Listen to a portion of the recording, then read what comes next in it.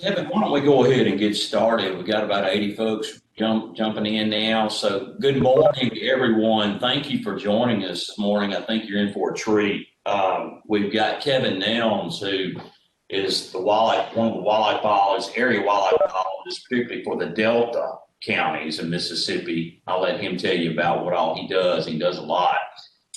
So he's based out of Greenwood, but he goes all over the Mississippi Delta. But he's very knowledgeable, as you will see, with conservation programs in the 2018 Farm Bill program.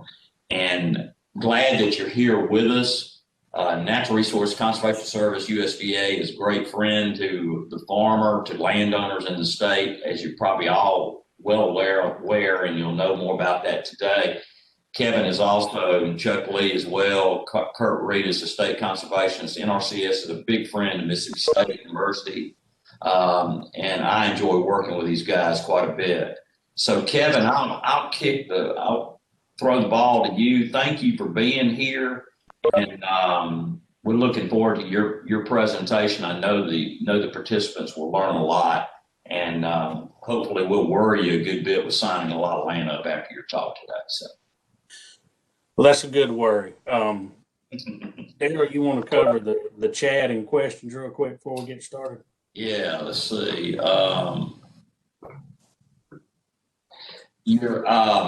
got everybody muted, so don't worry about that. The only reason we're doing that, not that we don't want to hear from you, but we got to mute everyone so it gives audio feedback a good bit if you don't. So Kevin is able, you can hear him and hopefully hear me.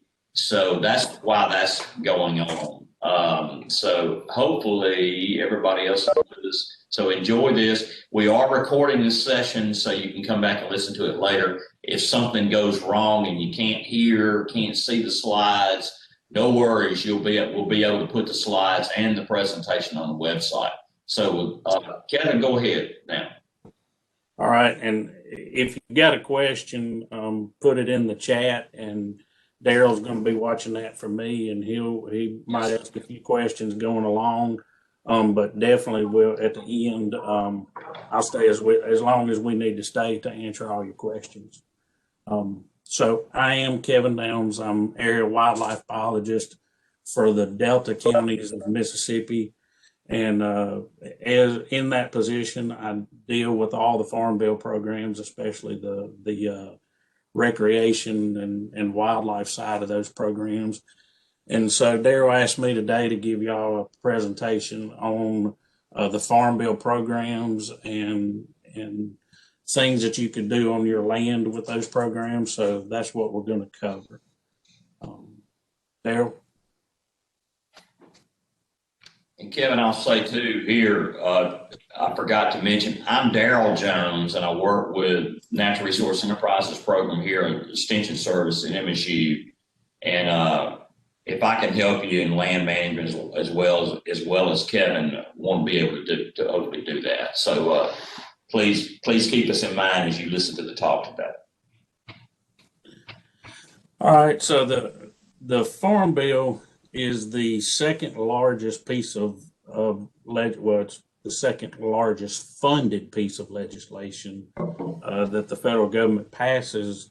The funding falls only behind the defense budget, and Farm Bill is very large, very encompassing. But what we're going to talk about today is only the conservation programs. Conservation programs are just 6% of the Farm Bill, but that 6% is $5.82 billion a year in conservation programs.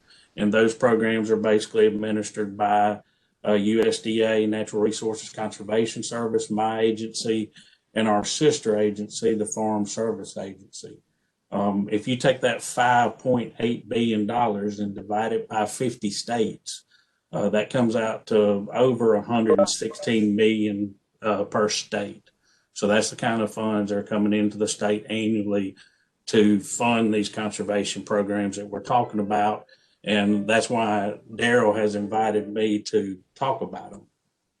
Daryl?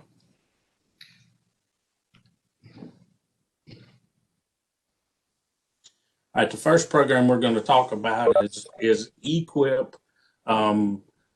We use acronyms for all these programs, so you'll hear me switch back and forth probably, but generally I use the acronym. EQIP is the Environmental Quality Incentive Program. Go ahead, Daryl.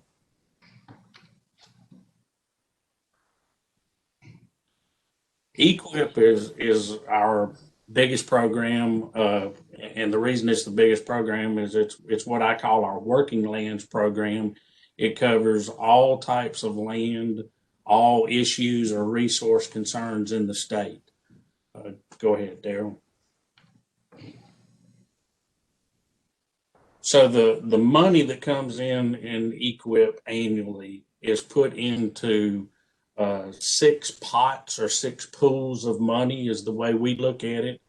And each county divides their EQIP money into those 6 pots.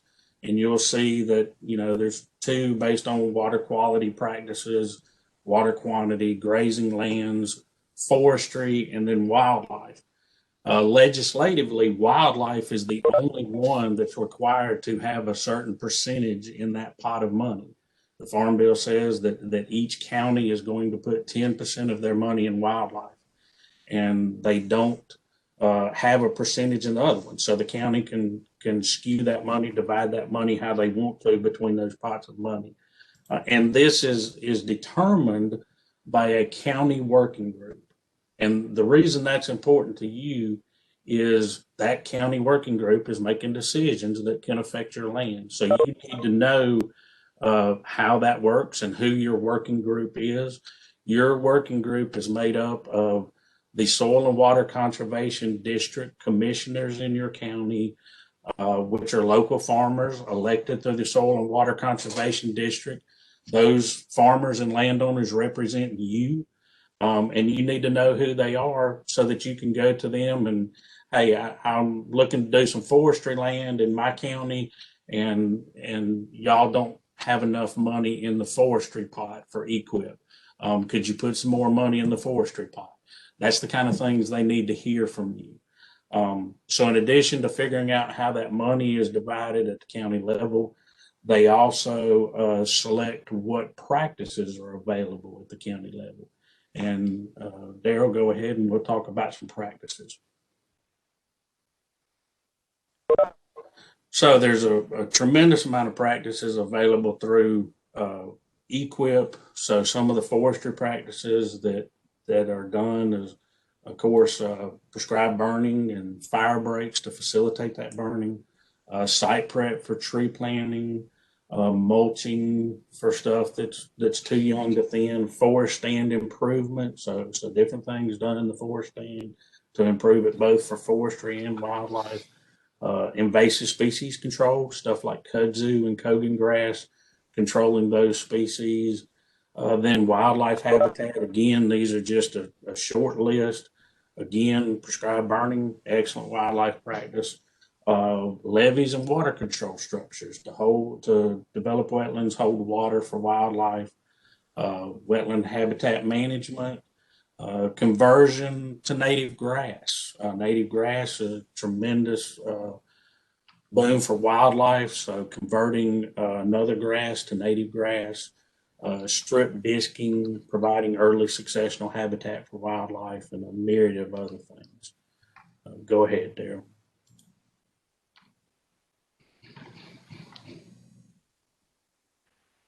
All right, so the next program, and again, we're just doing overviews here. If we got into all the details, this would be a day-long program, and we'll talk at the end about how to get more information on each of these programs as your interest gets cued. CSP, the Conservation Stewardship Program, is the next one we're going to talk about. Go ahead, Daryl.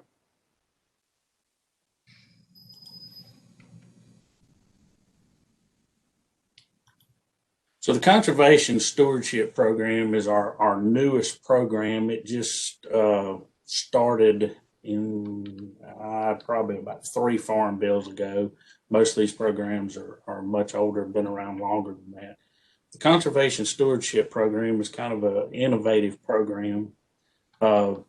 it was developed to replace commodity payments for farmers. And basically what Congress was hearing from their constituents is that taxpayers didn't mind paying for helping farmers, making payments to farmers, but they wanted to know that they were getting something in return. They wanted to know that farmers were being good conservationists. So this program was developed kind of to fill that niche. And this program, it makes a payment two different ways. It makes a payment for existing conservation that is being done on the ground now.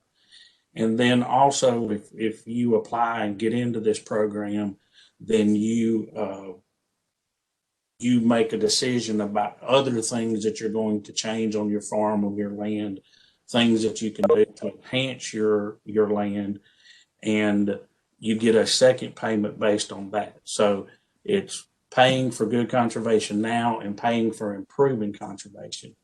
And you see that eligible lands for CSP are cropland, grassland and pasture land, and also forest land. So if you have any of those properties, then you could be eligible for CSP. Now, what I didn't tell you about EQIP and what I should have told you is the way all of these programs are funded, the way your application is selected for funding is through a ranking process. And we'll talk more about that at the end. But what you need to understand is you're competing against your neighbor for these funds.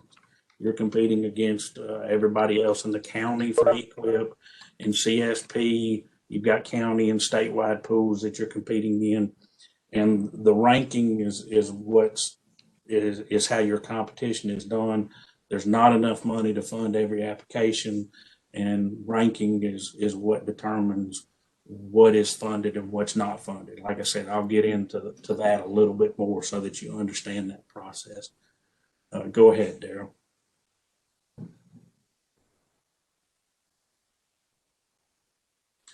Next program I'll talk about is CRP, or the Conservation Reserve Program. Go, Daryl.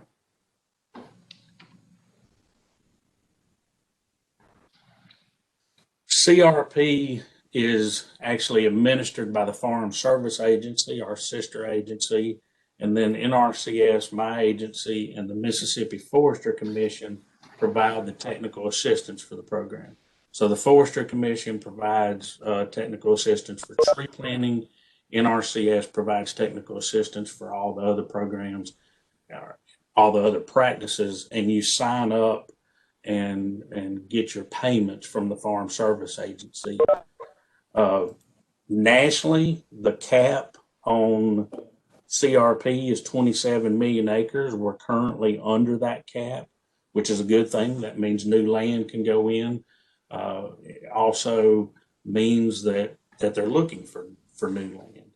To be eligible for CRP, you have to have owned the land for 12 months, a year, and it has to have been, the land has to have been planted to a commodity crop, planted to a crop. In the 4 of 6 years, in 4 of these 6 years from 2012 to 2017. Those years are important because they're set by each farm bill. So the next farm bill that's enacted, farm bills go for 5 years, if I didn't say that earlier. The next farm bill that's enacted, then it'll have a cropping date that you have to meet eligibility for CRP. That will be like 2018 to whatever, 2024, something like that. So 4 of the 6 years cropping history, and some pasture land, marginal pasture land, is also eligible, and FSA makes a decision on what's marginal pasture land and what's not. Go ahead, Daryl.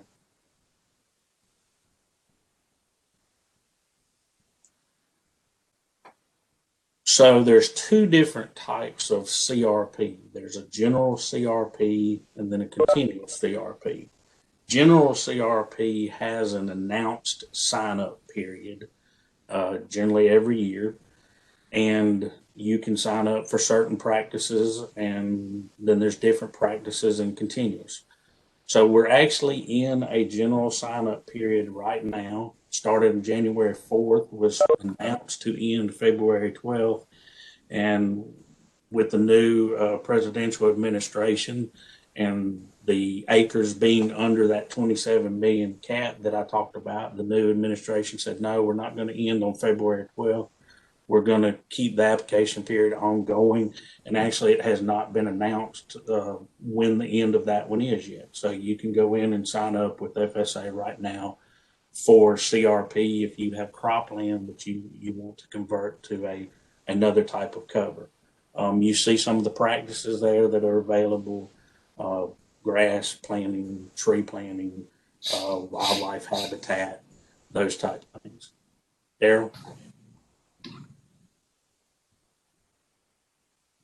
So the other programs that I talked about provide an incentive, a financial payment to install practices on your land. CRP actually pays an annual rental payment to replace the payment that you would be getting for farming your land, or the money that you would be making farming your land, or the rental payment that you would get if you were leasing your land to somebody else.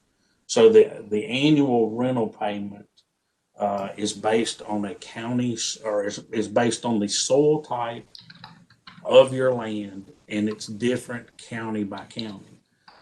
So soil type in one county is different than a soil type in another county for these rental rates, and it's based on what those soil types are paid for in farm rent in that county.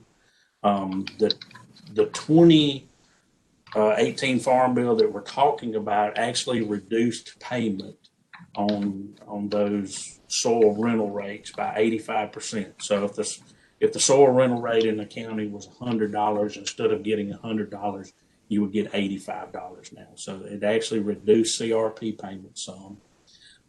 In addition to the annual payment, and these contracts are 10 or 15 years. General is always 10 years. Continuous can be 10 to 15 years. So you would get that annual rental payment for a 10-year contract. In addition to that annual payment, you get a cost share to establish the cover. If you're planting grass, you're going to get a 50% cost share to plant grass. If you're planting trees, 50% cost share to plant those trees. So the program actually provides payment to install the practice, to plant the cover that you're going to change to from cropland.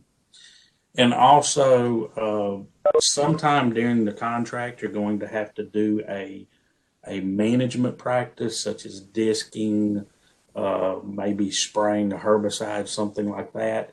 That one-time practice is required in the contract, but it's not cost shared. And actually, that mid-contract management practice I'm talking about is not on trees in their the first 10 years of the program. So tree practices don't always have to have that contract management practice, but grasses and other wildlife habitat and wetlands and some of those, you are going to have to perform a practice. Go ahead, Daryl.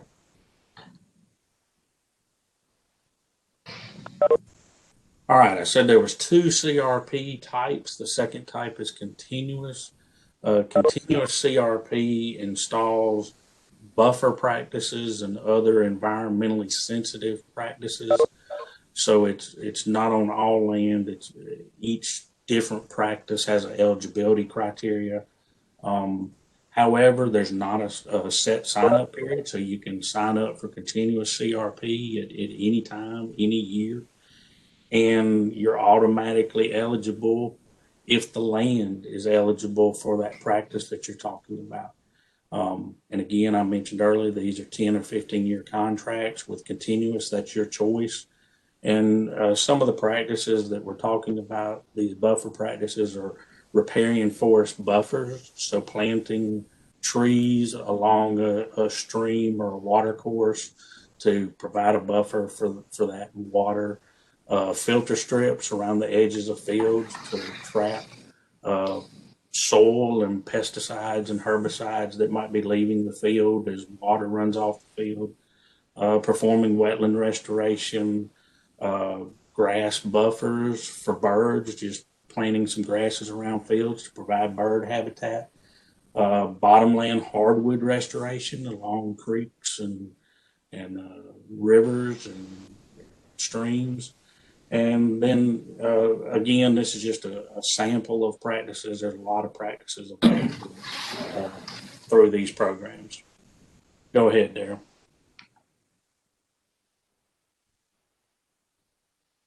So again, continuous CRP makes a annual payment based on the county soil rental rate in your county.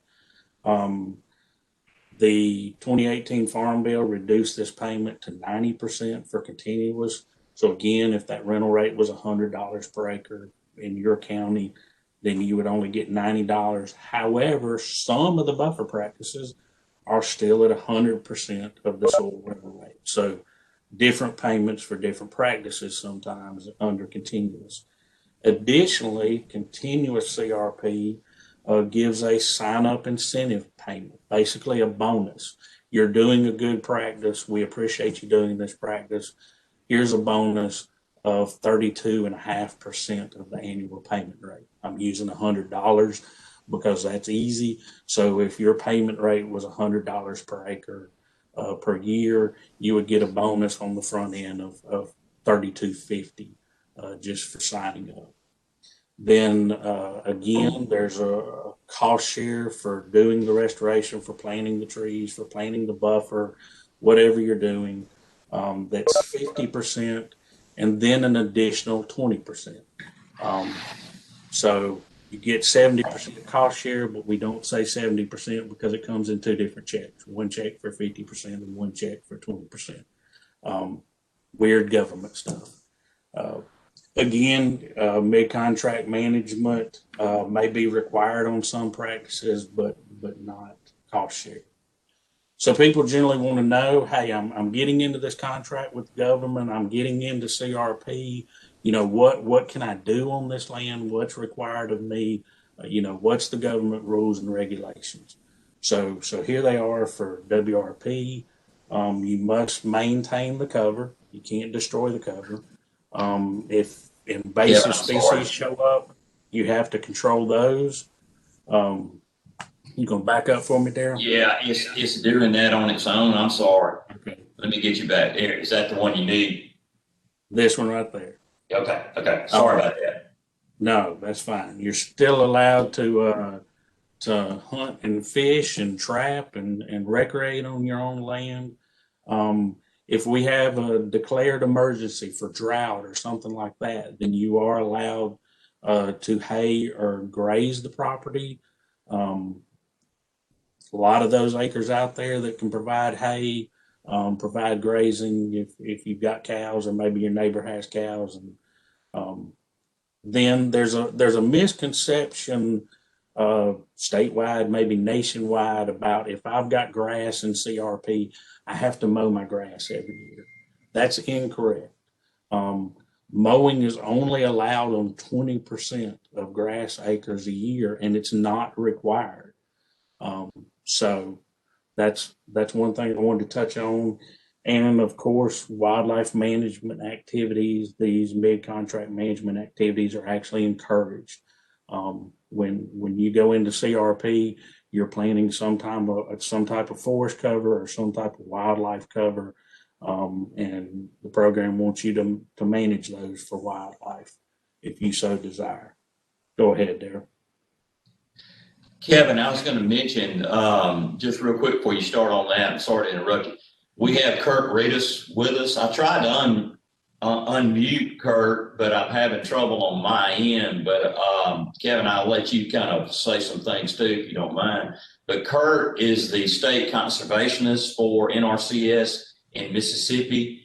We really appreciate Kurt being with us, and he makes a lot of these programs available, obviously, through his good folks like Kevin and Chuck Lee, Kevin Downs and Chuck. So, Kurt, we appreciate you being here. We wanted you to talk to us a little bit, but the system's not going to let you talk. But Kevin, you want to say anything about Kurt before you get to ASAP? Yeah, Kurt, as Daryl said, Kurt's state conservationist in Mississippi, our lead guy. He runs the agency. He's Chuck's boss and my boss's boss, and we appreciate everything that Kurt does for the state, and him taking time out to drop in with us a little bit today. I wish we could let him say a few words, but I know he's glad to be here. And when I talked earlier about contracts and like Daryl said, oh, well, we're going to have a lot of people do sign up. You know, that's what Kurt wants. That's what drives the state is us implementing these programs and transferring these programs onto the ground and solving people's resource concerns. And I'm glad that Kurt could be here with us and know that he's happy for y'all to come in and visit our offices and get our expertise and hopefully make successful applications for these programs. I want to say too, Kevin, if you don't mind, Kurt and good folks at NRCS provided grant funding actually to Mississippi State and my program to help provide this webinar today and workshops. So try to roll out this good information about Farm Bill conservation programs and diversifying income on your properties with NRE type enterprises and doing conservation to help wildlife, water quality, water quantity, everything that makes Mississippi a great place to be. So thank you, Kurt, again. And Kevin, thanks for what you're doing here with this presentation today. We'll let you get back to ASAP now. Yes, I see where Kurt says he's glad to be here in the chat and wishes he could speak to everyone. That's Daryl's fault, not mine, Mr. Reed. That's right. It is my fault. We're going to all fix a plane here in a minute. I hope not, but I'm trying to keep us out of the ditch. We'll move on to ASEP, the Agriculture Conservation Easement Program, and that program has two components or two easement types within it. One being the wetland reserve easement, and the other being the agricultural land easement. Go ahead, Daryl.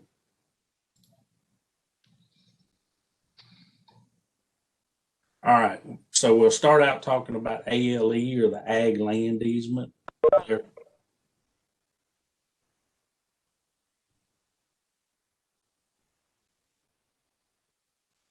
right, so ALE is an easement program that is there to protect ag land from being converted to another use. So ag land that's in danger of being converted to another type of use, also grazing land that's being converted to another type of use. And it's actually somewhat different for us in the fact that USDA does not hold the easement, but we contribute 50% of the fund to another entity or organization that is willing to hold the easement on the land that is in danger of being converted. Go ahead, Daryl.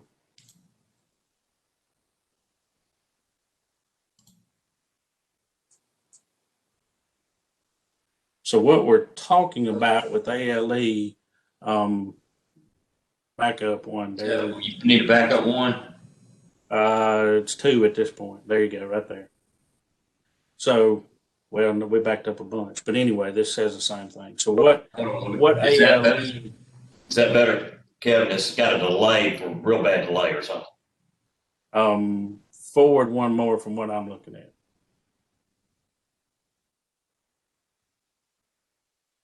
Okay, so ALE, its intent is to take a piece of land, like you see two pieces of cropland right there in an urban area, and those cropland areas are in danger of being converted by urbanization, become a housing development, become a Walmart, something like that.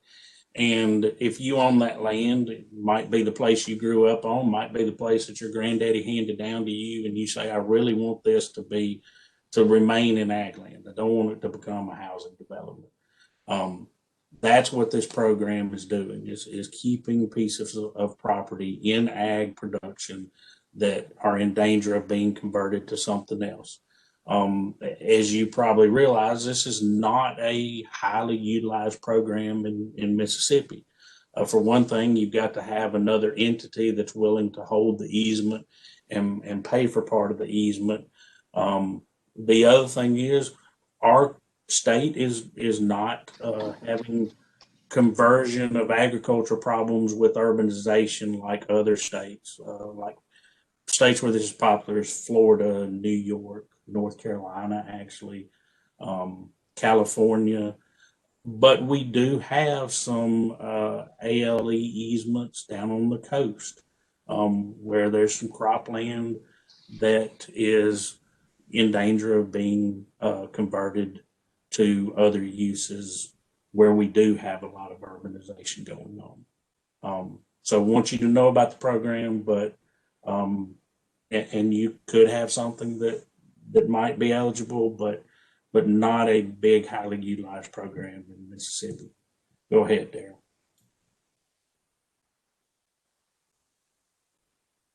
So the ASEP program that we do utilize a tremendous amount in Mississippi, one of the biggest states in the nation for this program is WRE, or the Wetland Reserve Program. The Wetland Reserve Program buys easements on land that is cropland that can be restored to wetlands. And you see the objectives of the program right there. I'm not going to read them all to you. But the first one is to develop habitat for wildlife. And then, of course, water quality and a lot of other things. Go ahead, Darryl.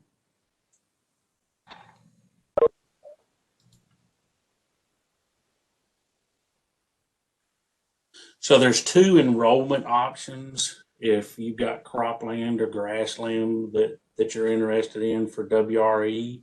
First one is a perpetual easement, in which NRCS, USDA pays you a land value payment, and then USDA comes in and pays 100% of the payment to restore wetlands, plant trees, develop that wildlife habitat that I talked about on your property. The second one, and perpetual, is forever. That's a long time. So the second option is a 30-year easement to where the easement is only on the property for 30 years. For that, we make a 75% payment of the land value, and then we pay 75% cost share for the restoration. Then as landowner, you would be responsible for the other 25% of the restoration cost. Sometimes other organizations, other entities like Ducks Unlimited or Fish and Wildlife Service do step in and contribute that 25% for a project that they think is a good wetland restoration project. Go ahead, Darryl.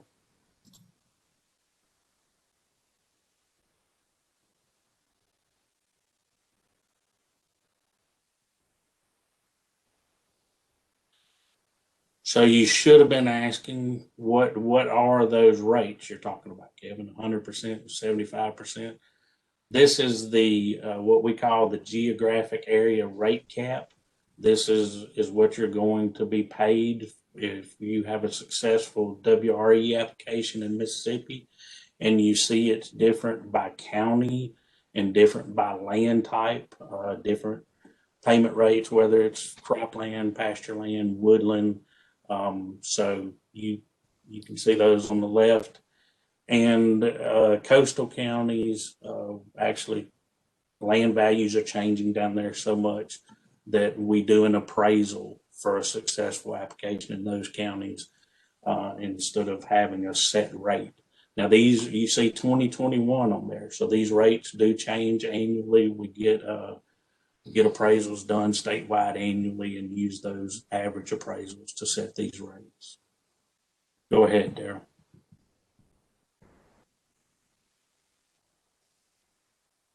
So if you have a successful application and get a WRE easement, what's going to happen on the property? first thing that's going to happen is we're going to try to restore hydrology, to put a wetland, build a wetland on the property. This is not a guarantee, but that's what we're trying to do. We work with the topography that's on the property, where water would have occurred historically.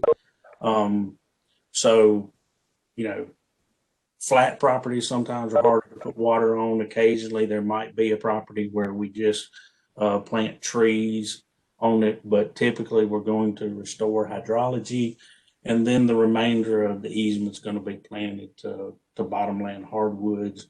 Again, if this property, is flood prone, was a wetland at one point, can be restored to a wetland. It's generally in a creek bottom, a river bottom, so that's why we're putting bottomland hardwoods in. Go ahead, Daryl. So, like I said, people want to know what they can do, what they can't do when they're getting into a contract with the government.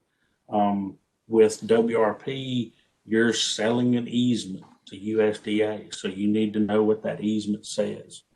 So the easement reserves 6 rights to the landowner. The easement gives the landowner the title back to the land.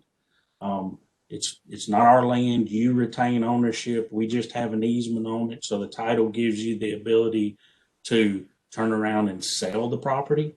It gives you the ability to sell part of the property, to subdivide it. It also gives you the right to pay taxes on it. Because you have the title, you're the landowner, you're still paying taxes on it. It's actually written that you have the right to quiet enjoyment, meaning that you can use your property in any way you say fit. Basically, that's lawyer speak, I'm told, for that. It gives you the right to control access. We own an easement on it, but it's still your land. So it's not treated as public property. You decide who's on the easement, who's not on the easement. We do retain the right to enter the easement and inspect it. And we generally let you know when that's going to happen. It also implicitly states that you have the right to undeveloped recreational uses. And it goes farther and says hunting, fishing, trapping. We're developing wildlife habitat. We want you to enjoy that wildlife and that habitat. So that is explicitly given to you.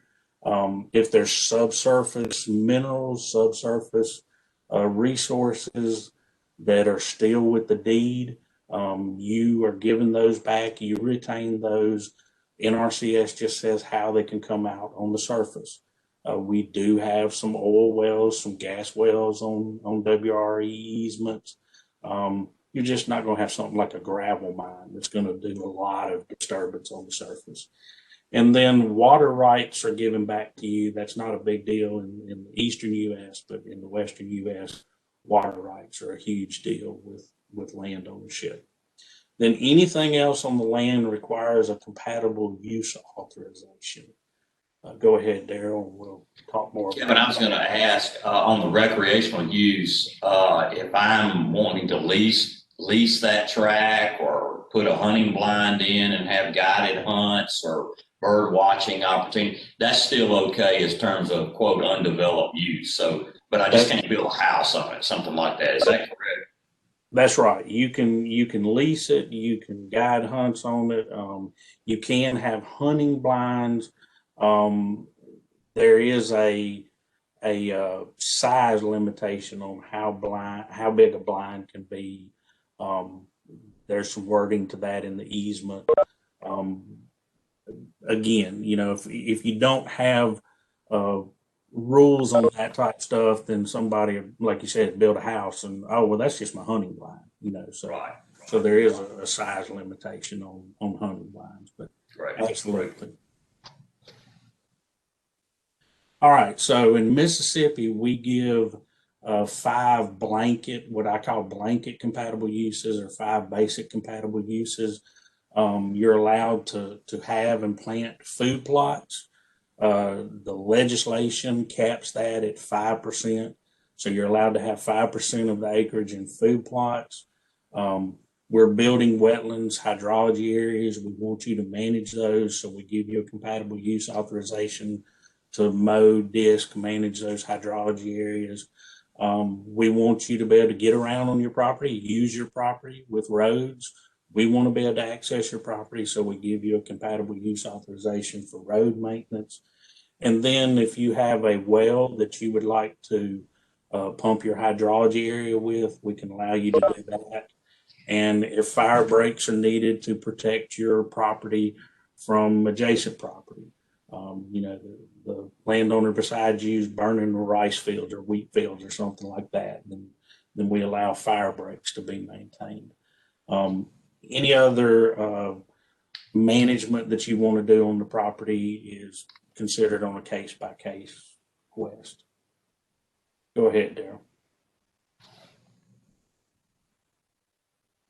All right, another easement program that we've got is HFRP, the Healthy Forest Reserve Program. Daryl?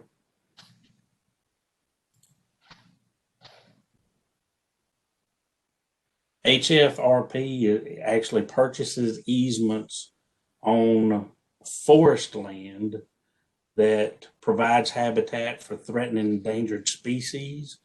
And the species are candidate species, threatened and endangered or candidate species. Candidate species means that they're being petitioned to be listed as a threatened and endangered species. And then the new Farm Bill opened it up to species of greatest concern in the State Wildlife Action Plan. So it's not just federally threatened and endangered species, but it can also be expanded to state species that are written in the state action plan. So far in Mississippi, we've only got a longleaf priority area in South Mississippi, and these areas are chosen and administered jointly with us. The program is joint between NRCS and Fish and Wildlife Service, since they are the program they are the agency that handles all the laws and dealing with endangered species. Go ahead, Daryl. So again, private owned forest land is what's eligible, and it has to be land, since we're talking about longleaf, that has a likelihood to restore or enhance habitat for red cockaded woodpeckers, gopher tortoises, and indigo snakes, which are species that keystone species of the longleaf pine forest. And we do have a good many of these easements in South Mississippi in the longleaf area. Again, you've got enrollment options. The first one being a perpetual easement that NRCS makes a land value payment and pays 100% of the restoration cost. We're going back to that same rate that I showed you earlier for WRE. You've also got a 30-year option in this with the 75% land value payment and 75% restoration costs provided by USDA. And then HFRP actually offers another option that is a 10-year cost share agreement where there's no easement, but NRCS USDA provides restoration cost to implement practices for these species in the longleaf area on your property. Go ahead, Darren. Okay, so one thing that you need to know about all these programs that we've talked about is to be eligible, your AGI, adjusted gross income, on your tax return for the last 3 years has to be below $900,000. So if you make over $900,000, you're not eligible for these programs. And again, it's a 3-year average over the last 3 years. So if you have one good year, maybe you can still be eligible. Go ahead, Darren.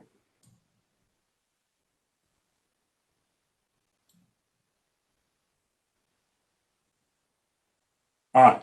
told you earlier I would talked a little bit about ranking, and I told you I would get into a little bit more about ranking. Each one of these programs, as I said, has a ranking criteria or ranking questions that NRCS goes through. These questions are based on the environmental benefits of the practices that you're wanting to implement on your property. So those questions are developed at the national and state level for these programs. And then also for EQIP, those ranking questions, ranking criteria, there's some developed at the local level, that local work group that I talked about earlier. NRCS ranks applications for, or ranks applications for all the applications that we have, that we've received in the year for those programs. When we receive funding then, and funding comes at different times, it all depends on when Congress allocates funding for the Farm Bill. But annually, when funding is received, the highest ranked applications are funded, and basically we go down that ranking list until we run out of money. People want to know sometimes how we pick applications. It's a ranking system that's used every year, and we spend money till we run out of money, going from the top down with that environmental ranking.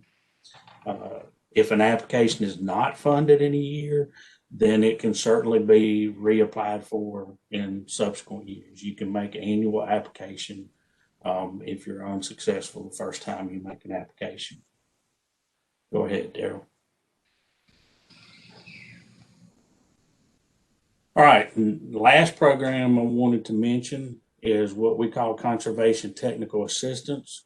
Maybe you're not interested in some of this cost share programs, but you just would like a forester to come look at your property and tell you what you can do to improve your forest land. Maybe you need a wildlife biologist. Maybe you need some fisheries advice if you have a pond. You've got a soil erosion problem and you need some erosion advice. We have an office in every county. We have technical expertise in all of those counties, and these specialists like myself, a forester, engineering specialist, they're at the area levels, and the county office can bring those specialists in to meet with you on your property, on the land. This program, Conservation Technical Assistance, is honestly where I spend most of my time, just meeting with landowners, talking to them about their wildlife habitat. And we want you to know that we have specialist expertise available to you on your property outside of these programs. Go ahead, Darren. So, to maximize benefits with Farm Bill programs, when you start thinking about all these different programs I've talked about and which one and how and where do I go from here, first thing you need to do is think about your property and figure out what your objectives are for your property. What do I want to do? What do I want to achieve? You know, if you're wanting to have pines, then the wetland reserve program is not for you. So different programs for different reasons. Know what you're wanting to do on your land. Educate yourself. Programs such as this, a lot of information on the internet. I'm going to give you an address in a minute. But educate yourself. Talk to other resource personnel. Talk to your local office. Talk to your county extension agent. A lot of different people out there, state agencies are willing to come talk to you. You know, get some resources and involve people on your land, and then make your decisions based on your objectives, not the programs. People start seeing money and they start looking at money instead of looking at what they really want to achieve on their land. You need to make sure you're achieving what you want for your land, what you need for your land, and not just looking at the dollars. So make your decisions based on where you're trying to go in the future. Daryl? All right, so how do you make an application? I talked about application. I talked about application period for some of these. CRP, general CRP is the only one that has an application period. The rest of the programs, you can make application at any time. So you go to your local USDA service center. The phone number and the address is in the phone book under USDA Service Center. You can type USDA Service Center into your Google, into your computer, and there's actually a locator that will come up. Like I said, every county has, well, just about every county has a USDA Service Center. That's where you make application for all these programs that I've talked about. USDA will determine eligibility. I talked about, 1 year ownership and all those kind of things. So we'll help you determine that. Everything doesn't fall on you. Then we'll complete the ranking that I talked about. And then once we get funding, applications will be selected going down that list as I talked about.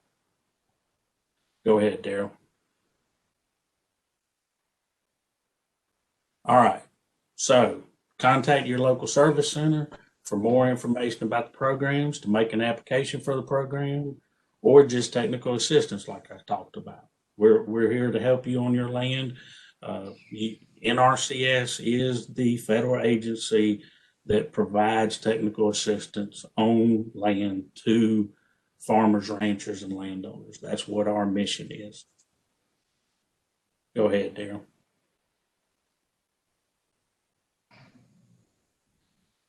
All right.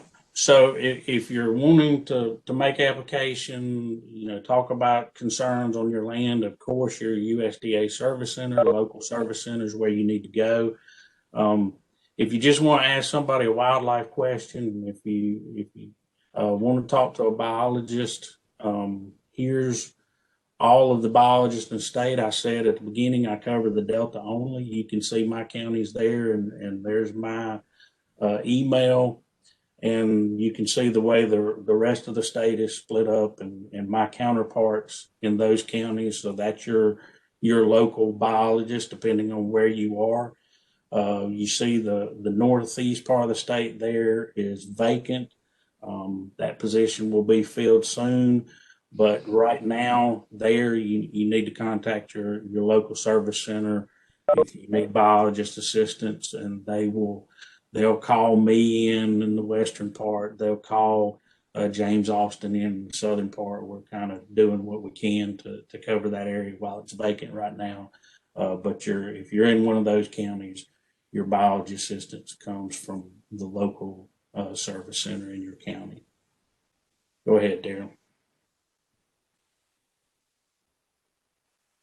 All right. So that's everything I had, and I told you at the beginning we'll answer questions as long as y'all want to ask questions. There's my contact information. There's the website about more information on Farm Bill and Farm Bill programs. So you can write that down or take a picture of that. And Daryl, I see a couple of questions already. First one that I see is, are county soil rental rates published? They are not published. There's not a place that the public can go get those. But you can go to your local FSA office, and they can give you a sheet that shows the rate for your county. So it's not a secret. There's not a place I know of that you can go look at it county by county, but it is available if you'll go to the local office. See another question that I have: a tree farm, pine trees that were cost shared 12 years ago. What program do you recommend? Again, the answer is probably based on your objectives. What are you trying to achieve? Are we growing timber? Are we looking at wildlife? Certainly there would be EQIP practices we could do there. There would be CSP possibility, depending on what your interests are for improving that land. See another question. Can someone sign up for multiple programs on the same acreage? That's a very good question. And It is no in most cases.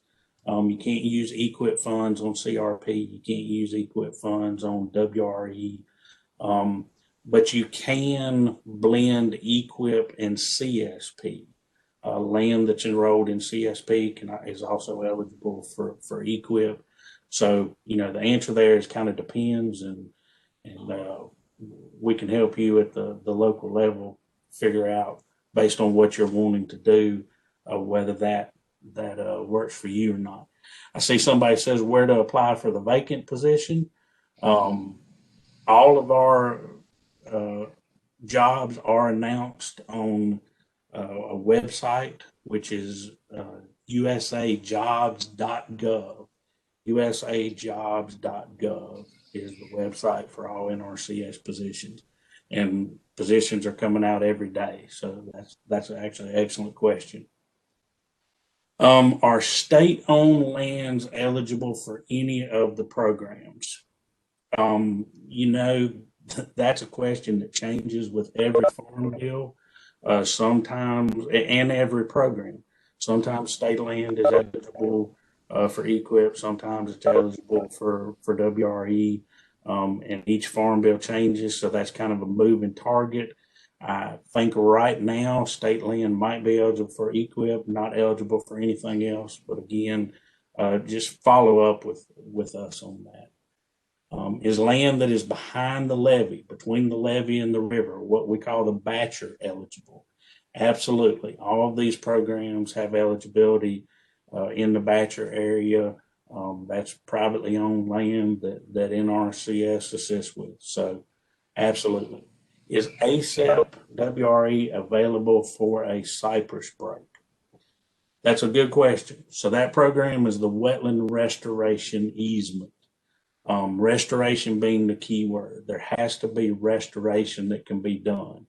Typically, a cypress break does not have restoration potential. It's operating as a wetland, and so the answer is typically no for a situation like that. It doesn't put easements on wetlands. It puts easements on areas where wetland restoration can occur. I have energy and pipeline right-of-ways across my property. How do these affect conservation programs? Another excellent question. The programs such as WRE, CRP, where cover would be planted, are not going to be eligible. The pipeline's not going to throw you out of the program. You've got 100 acres and there's 5 acres of pipeline coming through it. Your 100 acres would still be eligible. Just those 5 acres might not get a payment, can't be planted because, Entergy or the pipeline company doesn't want cover to be planted on those, and they're going to destroy that cover. So it's going to affect a little bit, but doesn't affect your eligibility overall. And, if you're farming across it, if it's got erosion, whatever, some of these programs like EQIP can still address those concerns even on top of a pipeline. How is AGI determined when land is owned by multiple people? Another excellent question. So the land ownership is certainly looked at. How, if it's LLC or a partnership or whatever, what are those percentages? If, let's say, me and Daryl own a piece of property together, and it's Daryl Kevin LLC. Daryl has AGI problems. I don't. If we own the property 50% in the LLC, then we're going to get 50% payment. If for some reason Daryl has 90% and I have 10% because Daryl's got more money, evidently, because he's got the AGI problems, then we're only going to get 10% of the payment. So whatever the percentage is in ownership, that's how AGI is looked at. It's not the AGI of the LLC, it's AGI of the members of the LLC or the partnership or however that entity works. Do you have an example of a good application? I I think that's probably about environmental benefits.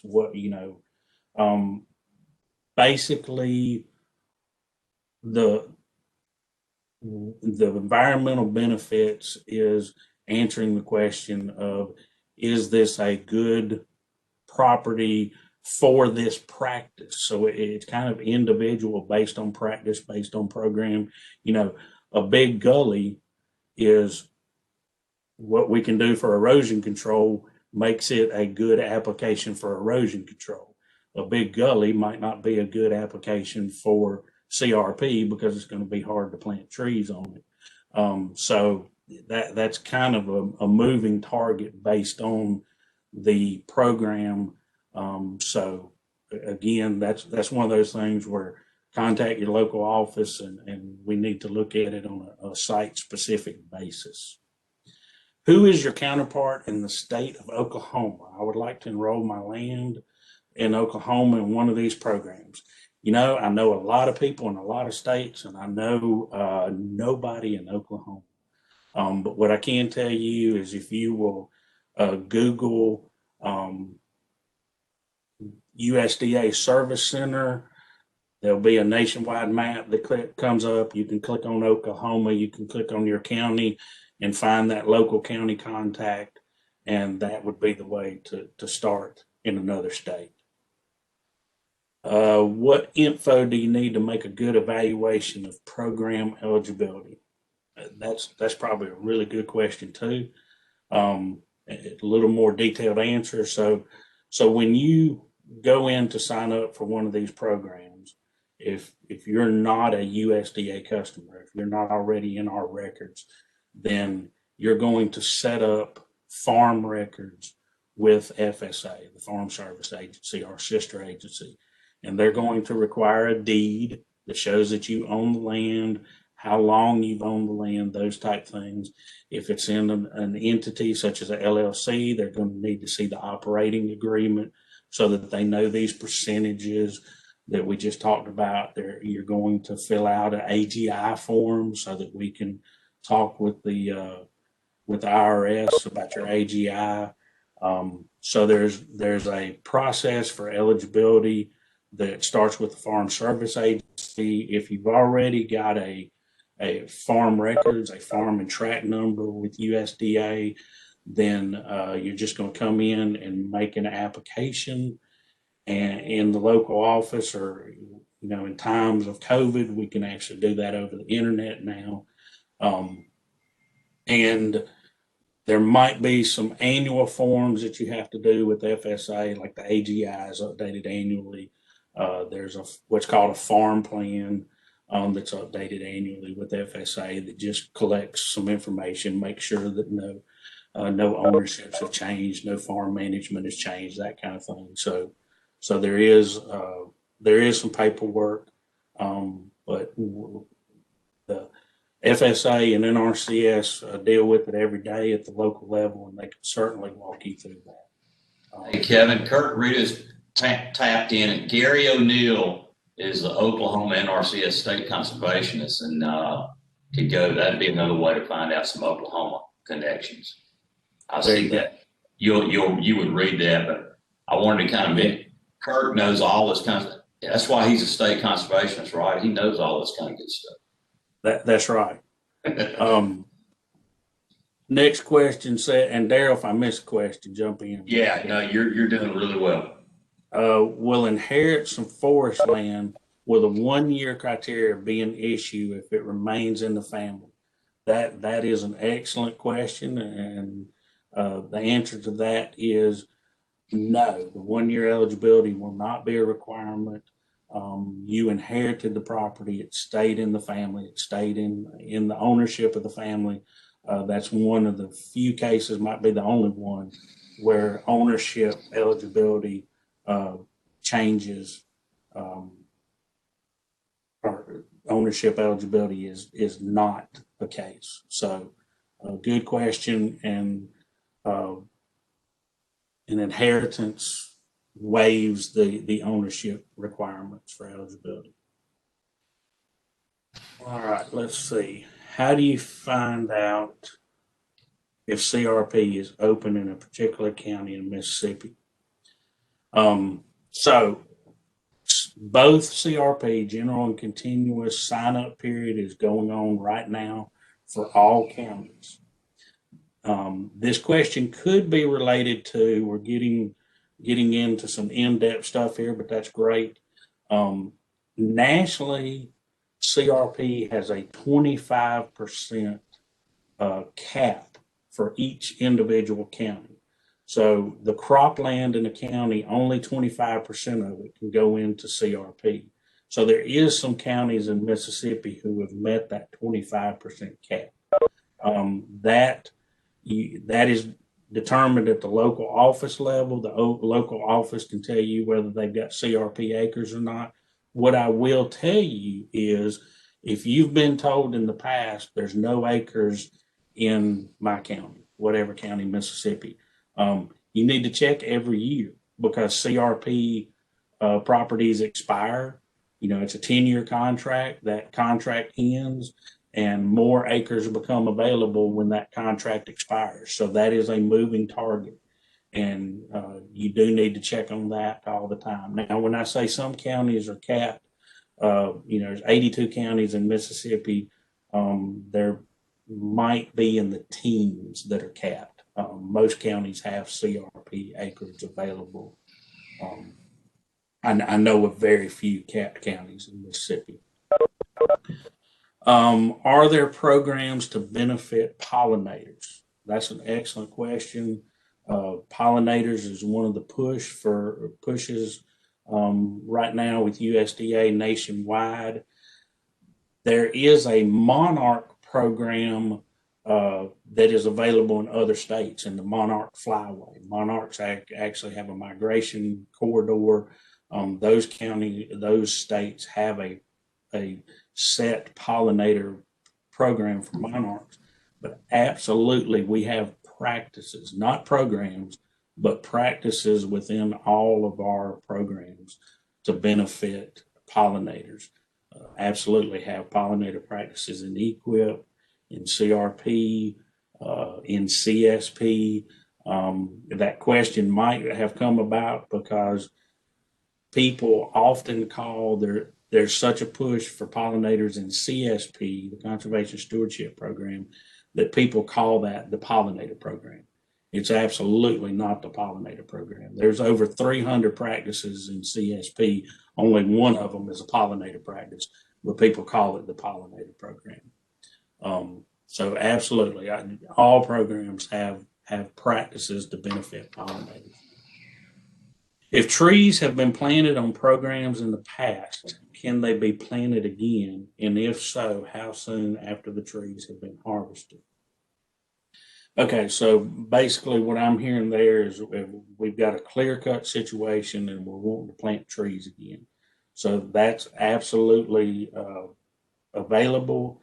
It's the timing is not an issue immediately to any time down the road that you can do site prep and replant trees. And the program, because WRE and CRP and those programs that we talked about have that cropland requirement for eligibility, the program that we're talking about there would be EQIP for cost share. Also, the one thing you need to know if you're planting trees in Mississippi is there is a state income tax break. What's the word I'm looking for, Daryl? For income tax return for planting trees. Not an incentive, but anyway, you get money back on your taxes as well. So you need to know about that if you're planting trees. But yes, EQIP would be the program, and there's not really a timing issue there. Let's see. My pines have been in CRP for 15 years, and I am now required to perform a management practice such as burning, thinning, etc. Are there financial assistance to landowners for these management practices? Okay, so as I was presenting about CRP, I said you're going to have to do a mid-contract management practice, which is what this is. And it's required, but cost share is not available. That is new in this 2018 Farm Bill. Prior to 2018, cost share was available. If these trees have been in for 15 years, they went in under another farm bill when cost share was eligible. So absolutely, there is cost share eligible in this situation through FSA to do your management practice. So you need to go to FSA. It's probably already in your contract on the fact that you're supposed to do burning, thinning, something like that.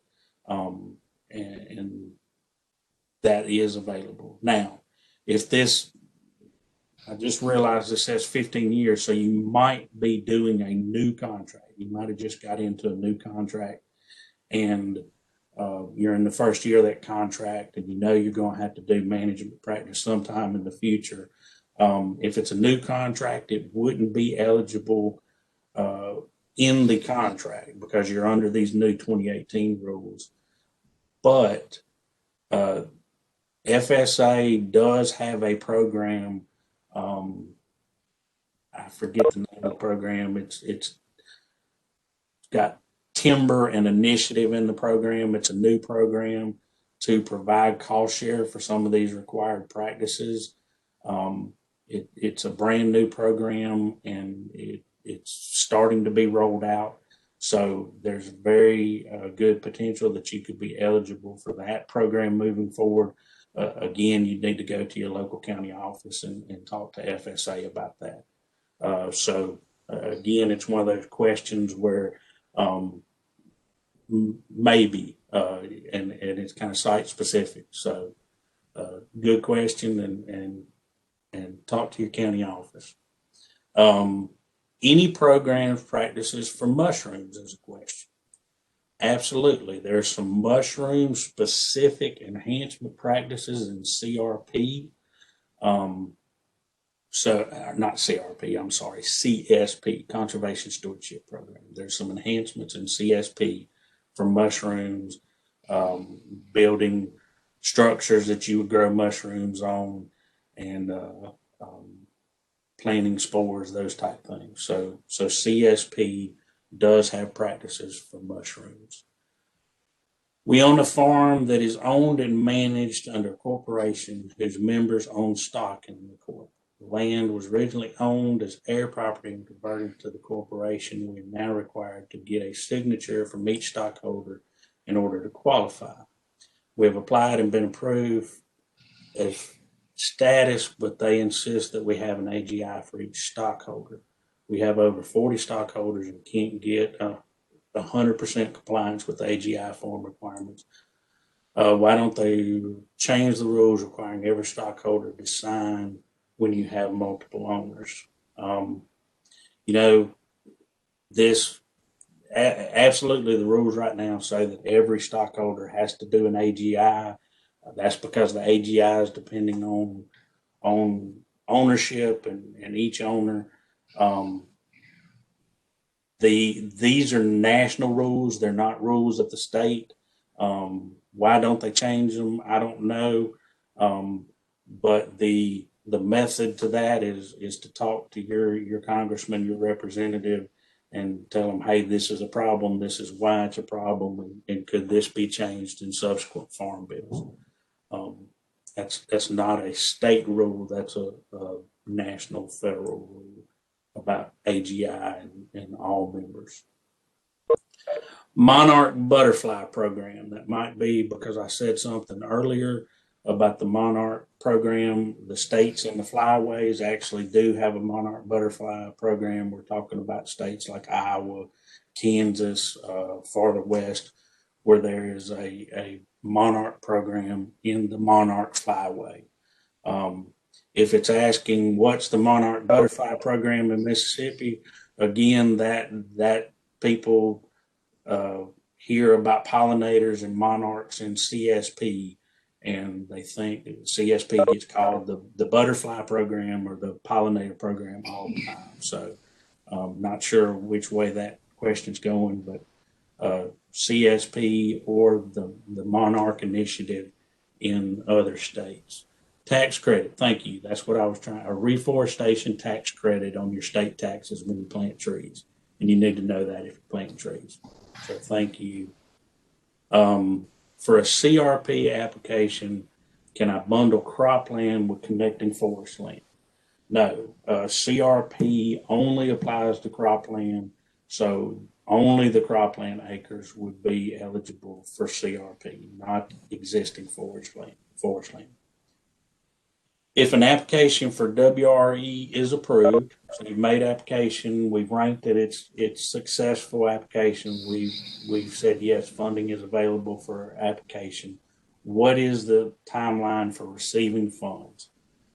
Okay, so because WRE is an easement and you're dealing with a land transaction, an easement transaction with USDA, there's a lot of paperwork. We've got to do a survey to know exactly what we're buying. We've got to do a bunch of environmental paperwork. And typically from the application being approved, you get a letter from us saying, we've got funding for this, we're moving forward on this. From that letter, that phone call, till the easement being closed and you getting your check is typically about 18 months. A lot of paperwork there. So 18 months is a timeline between you finding out that you've got a successful WRP application and it being closed and you receiving your check. Is there a minimum acreage requirement for CRP enrollment? No, there is not.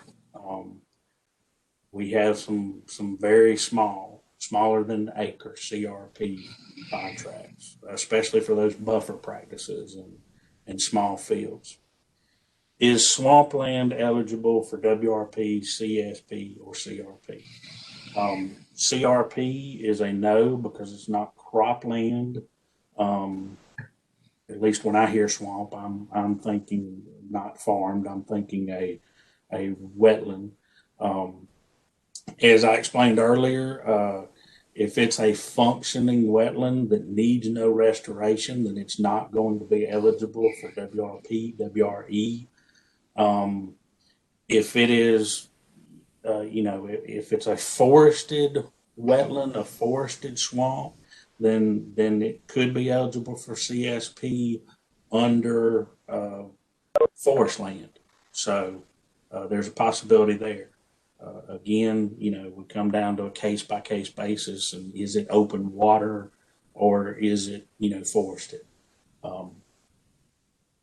Ponds or lake programs, including levee repair via beavers. So I think what that's asking, somebody's got a pond that has levee problems that's blown out because beavers are burrowed in the levee or something. We do not really have a pond or lake restoration program, but we do build some ponds for livestock watering. So if this is in a pasture situation where you've got livestock and you need that pond or water for livestock, then that could be a possibility.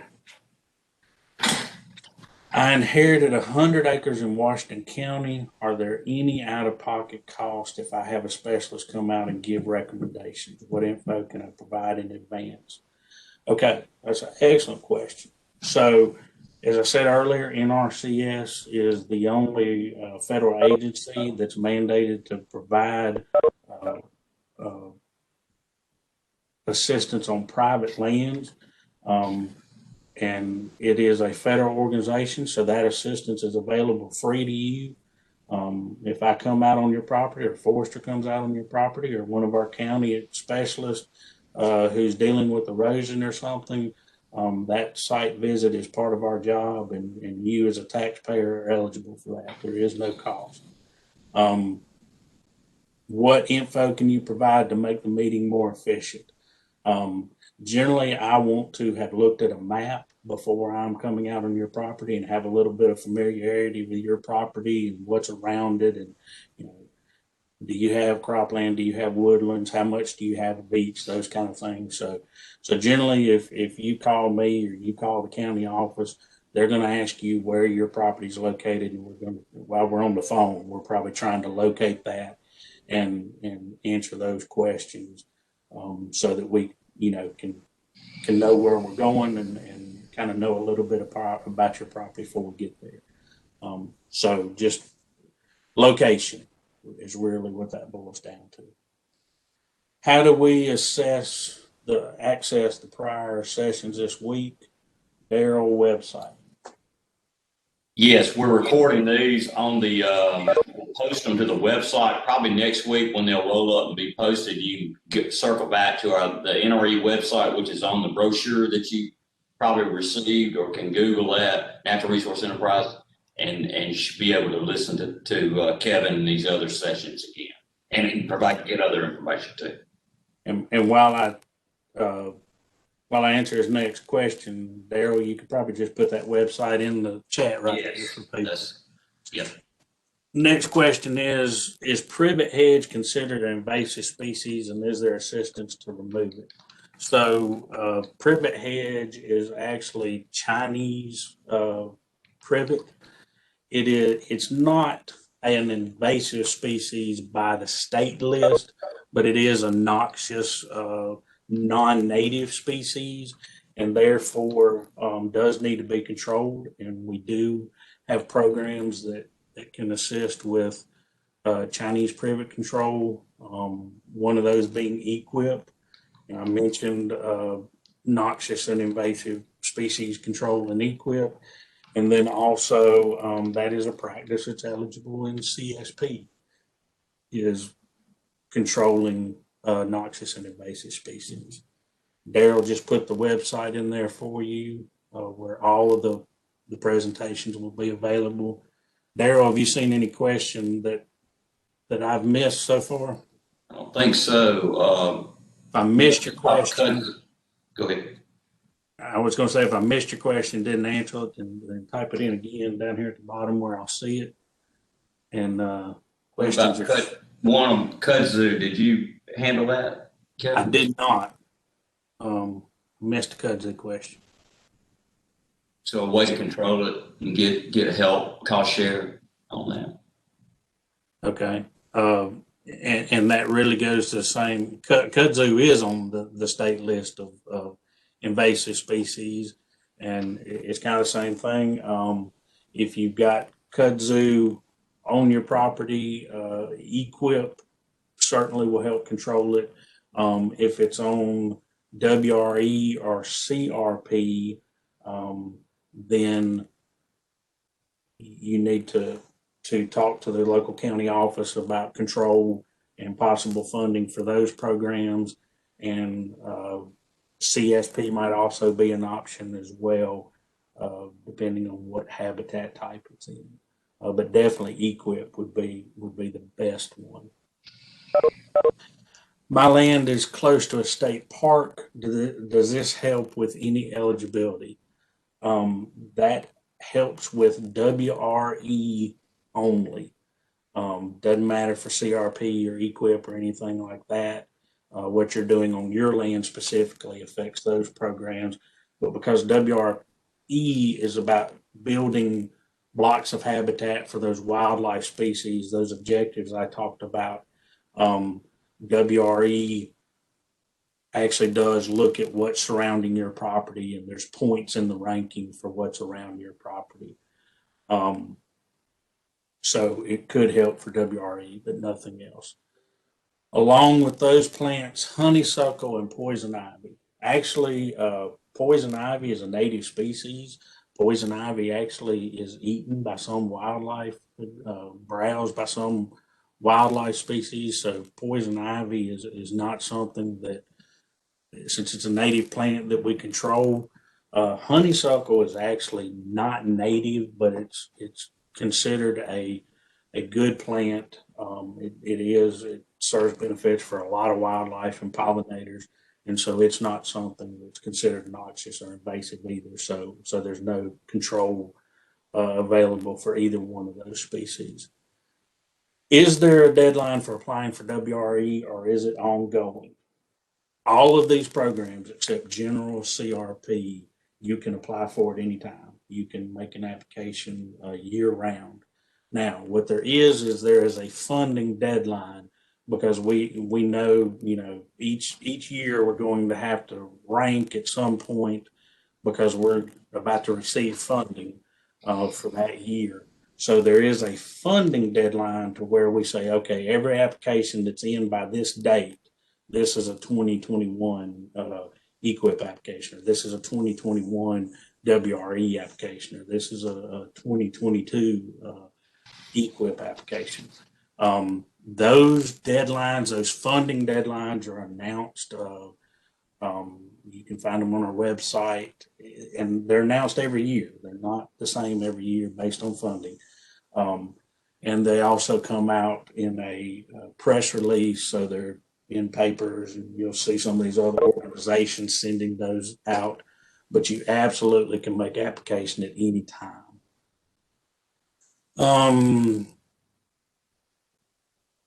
If anyone would like to contact me after the session, I can use some advice on getting started with thinning 18-year-old pine trees. I just inherited 120 acres in Forest County, and I'm new to all this. I'll be honest with you. We're not going to contact you. You need to initiate that contact. So please contact the local NRCS office, and they can absolutely help you with anything you need. Even if you just need contact for a forester that could help you with your thinning, that's information that we can provide. Kevin, I was going to say to Angie there, she can go by the extension office as well, Angie in Forest County, and they can set you up with a forester. But 18-year-old pine, you're getting probably to the point where you might need to thin it. So you're not out of the window yet, but that would be something too. In addition to what Kevin said with the NRCS office, the extension office can help hook you up with someone there. Yeah, absolutely. Extension in every county has those type of answers too. Back to the maintenance question, my 15-year-old CRP is expiring in September. So do I qualify for cost share? And if so, after the maintenance is completed, can I sign up for a new CRP contract this year? Okay, so I think this is the one we were dealing with earlier. FSA cannot pay for maintenance cost share in the last year of the contract. So you're not going to be eligible for maintenance cost share in this last year. You've kind of passed that threshold, so that maintenance is going to be up to you. The cost is. Can I sign up for a new CRP contract this year? Absolutely. Any CRP application can be signed up for re-enrollment, and if it's a general CRP, you need to be signing up now because we're in that sign-up period. If it's continuous, I still would be signing up now to make sure that I got my application in to get another 15 years if that's possible. And again, those are ranked just as well, and not every CR, you're not guaranteed to get back in. Is there any advantage of multiple family member landowners applying together? No. And I'm assuming that's each family member owns a different parcel. The only case where that would be beneficial is possibly WRE, where a bigger tract might rank better, or the 20 acres beside you is what's next to the state park, and that's your brother's, and yours wouldn't rank as well as his that's touching it. So then it would be beneficial for you to offer it together as a family joint venture, is the way that's handled in WRE. So that would be the only case is WRE. Nothing else would it be advantageous to you. Land is contiguous but individually owned. Yeah, so I think I just covered that. If former catfish ponds have been used solely for recreational purposes, specifically hunting, the last 6 years, is it eligible for WRE? Okay, so you got two different possibilities there. Absolutely, it's eligible for WRE. Any production catfish ponds still in production or former catfish ponds are eligible for WRE. Also, CRP is catfish ponds, aquaculture facilities are eligible for CRP. That's the only non-crop land eligibility there is outside of cropland is aquaculture ponds. And the rule for eligibility for CRP, there's one practice, aquaculture pond restoration, that you're eligible for. And the eligibility is it had to have been in aquaculture production between the years of 2002 and 2007.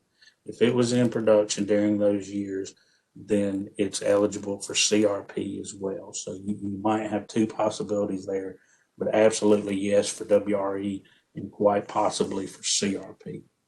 And Kurt told us that the phone number for Forest County Service Center and Portia Scott is a district conservationist. So that's who Angie needs to contact in Forest County is Portia at the phone number provided there.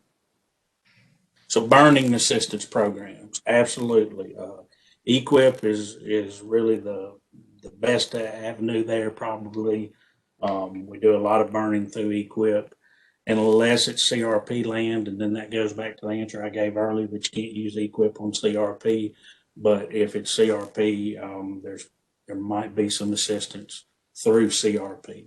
So non-program land, EQIP, and if it's CRP, then CRP.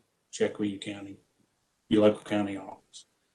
If you inherited 100 acres in Washington County, 50 acres in cropland, 50 acres in forest, what do you do first?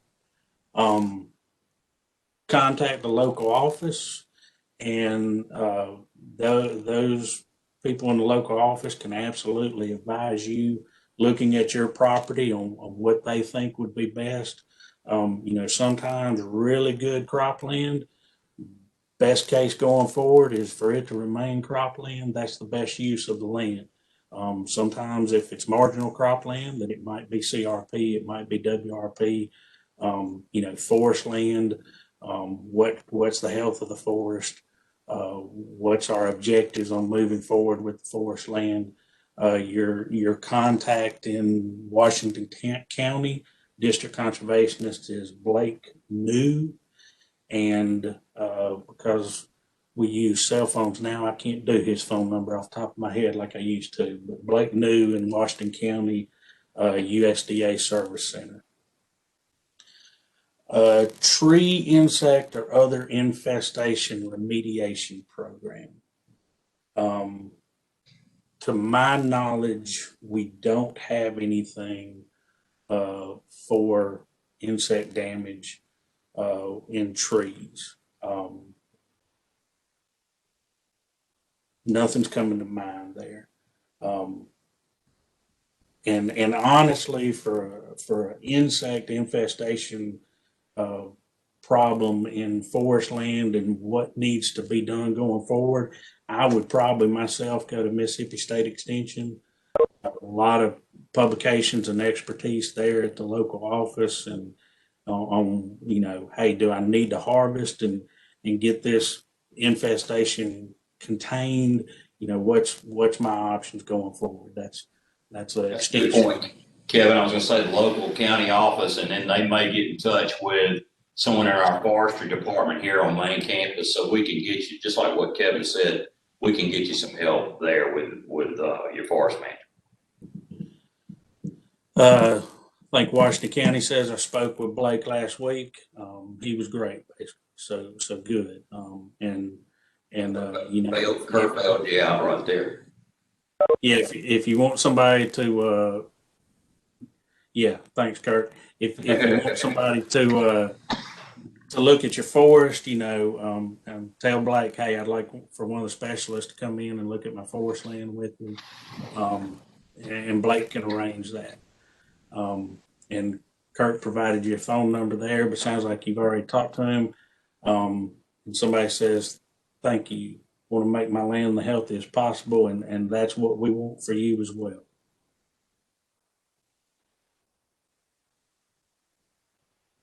All right, I'm not seeing another question pop up. Bridge or culvert assistance over native stream. We do not have bridge or culvert assistance unless there's an erosion problem going on, and then we can solve erosion with a pipe, not really providing a crossing, but providing erosion control. So it's possible, but doesn't sound like it's probable in that case.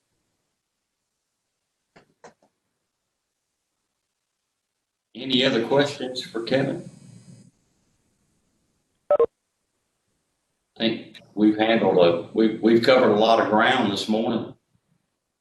Yeah, and you know, I'm saying this a lot, but your local office, your local county service center, going to be a great resource for any other questions you can think of. You've got my contact right here on the screen.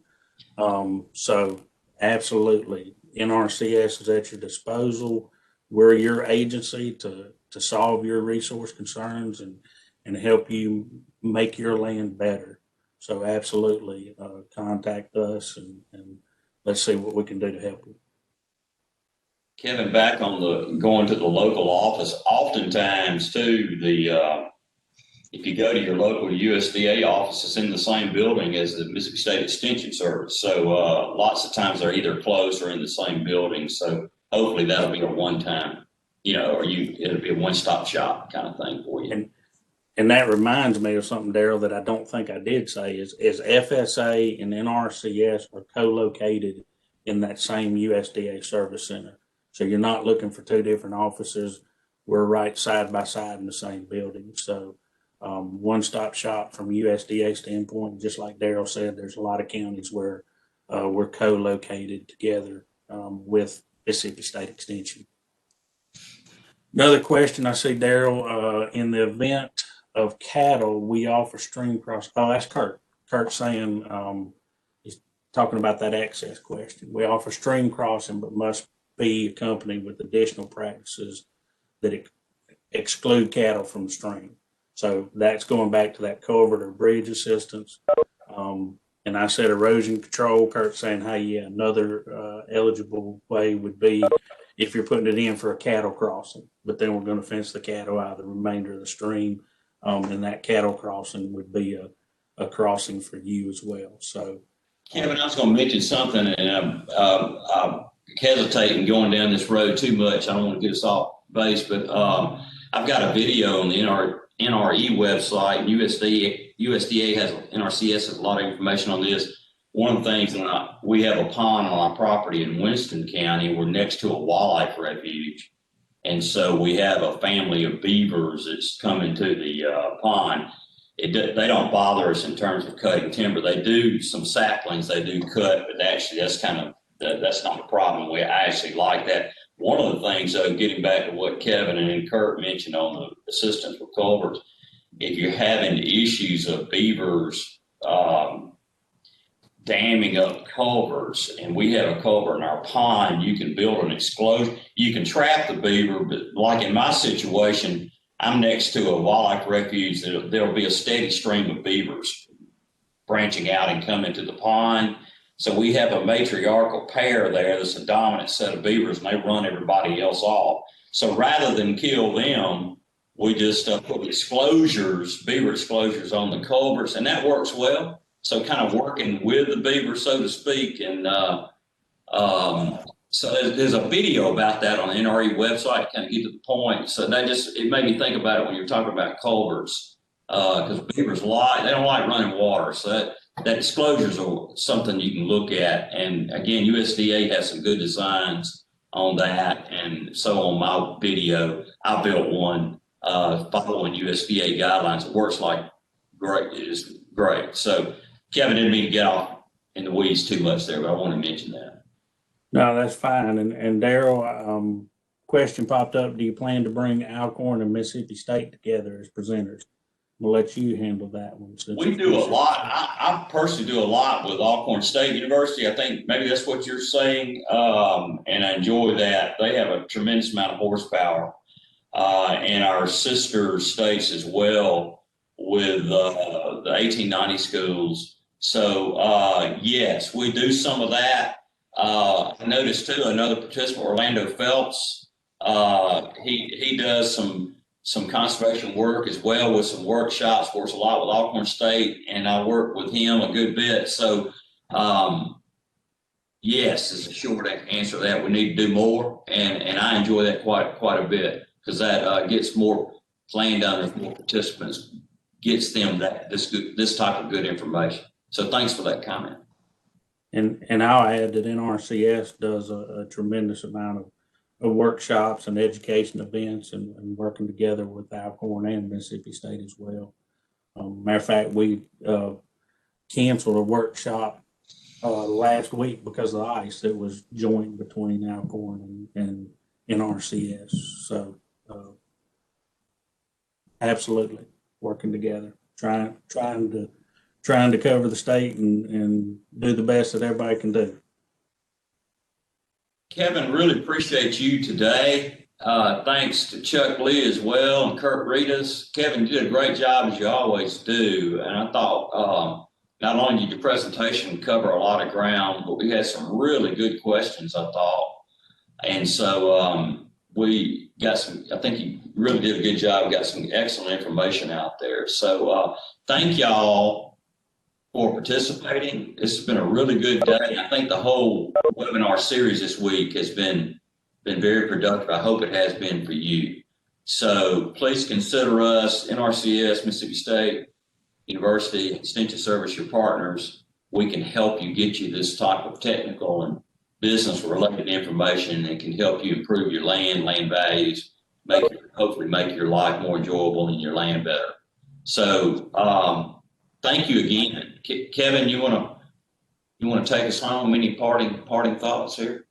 No, I'd just like to reiterate what you said. Appreciate people tuning in and listening, and please follow up if NRCS can help you. I appreciate the questions. The questions where we get down to the nitty gritty sometimes and really give people the information they're looking for. So I appreciate everybody being involved in that.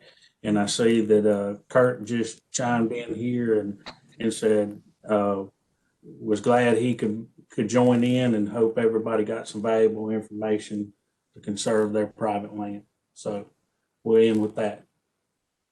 Thank y'all very much. Appreciate all the participation today. We've got one more session tomorrow on writing a business plan, and I'll be delighted to be with you doing that. So thank you again for all the participation.